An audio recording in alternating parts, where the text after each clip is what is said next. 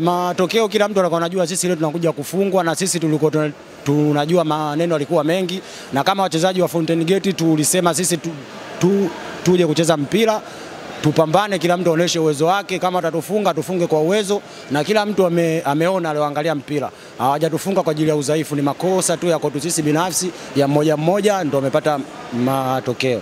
Kulikuwa na ugumu gani kucheza na Simba leo hii ikiwa mmechukuliwa nyota ambao mlikuwa kusiza, lakini wale wengine ambao ni under 20 kuja kupata muunganiko sahihi na kupambana na timu kama Simba? Timu kama Simba ni timu kubwa, tunawaheshimu, na sisi leo tulisema tuje kucheza mpira kwa ajili ya kuwaheshimu. Kama watakuja kutufunga watufunge, lakini sisi kwanza tuwaheshimu.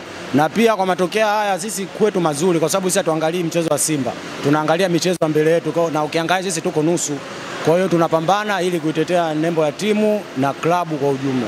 Inawarudisha nyuma kiasi gani pengine Kwa pili mnapocheza? Kwa kuturudisha nyuma, haiturudishi nyuma sana. Kikubwa sisi tunaangalia makosa yetu, kwa sababu mchezo wa kwanza tulivyocheza sio sawa na mchezo tulivyocheza. Kwa hiyo kidogo sisi tunageni, kwa sababu tunaangalia michezo inayofuata mbele yetu.